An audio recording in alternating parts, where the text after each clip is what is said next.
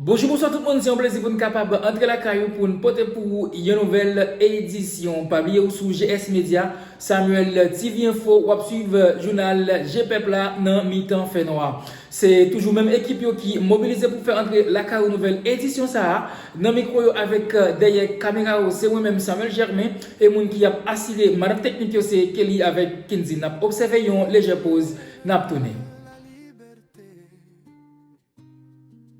Spanos mentalité est enchaînée. N'oublie jamais qu'un jour il sera délivré.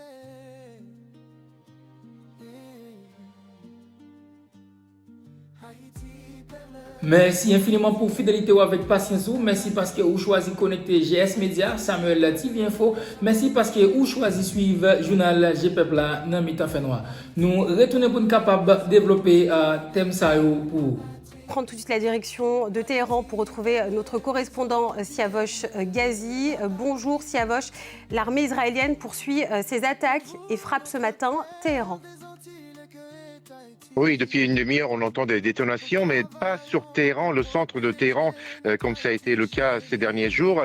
Ce sont des détonations qui proviennent plutôt des quartiers de l'ouest de la capitale. Alors, on ne sait pas pour l'instant quelles sont les cibles qui ont été visées dans cette partie de la capitale iranienne qui a déjà été frappée ces derniers jours, mais aussi en juin 2025. Et puis aussi à plusieurs dizaines de kilomètres à l'est de Téhéran, dans la région de Parchin et de Pardis, il y a eu également des frappes depuis ce matin.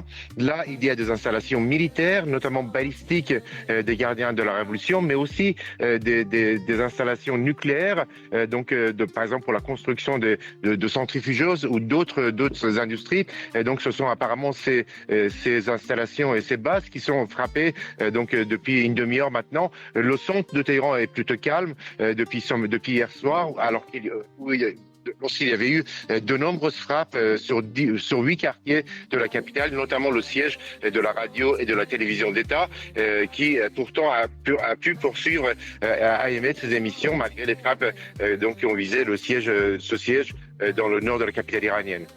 Siavosh, un SMS a été envoyé aux Iraniens par les autorités. Le message est une mise en garde aux personnes qui se mobiliseraient.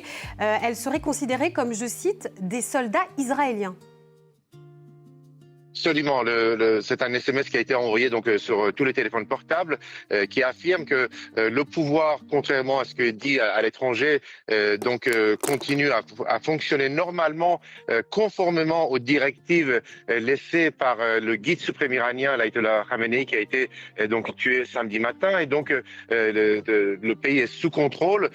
Ensuite, il y a une mise en garde contre les gens qui tenteraient de mener des actions contre le pouvoir, en affirmant que si des gens font le jeu des ennemis américains et israéliens, ils sont considérés comme des agents, comme des soldats israéliens en territoire iranien et seront traités comme tels. Ça veut dire ce qui laisse entendre qu'ils peuvent être pendus, bien sûr, ce qui est prévu par la loi qui a été renforcée ces derniers mois par le Parlement iranien.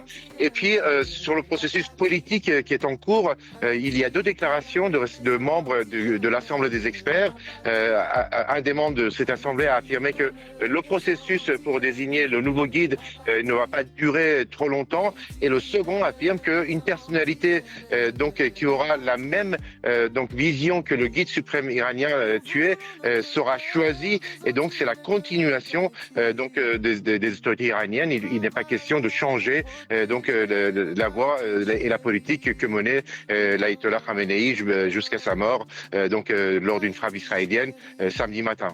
Merci Siavosh Ghazi en direct de Téhéran. Merci infiniment pour vous-même qui t'es suivre GS Media, Samuel TV Info, ou même qui t'es là, qui t'a suivre journal GPEP là dans mi-temps fait noir. Une seule façon ou qu'à encourager ou qu'à aider le travail là, avancer, c'est là ou abonner, ou partager ou commenter. Bye bye tout le monde, c'était un plaisir, n'a pas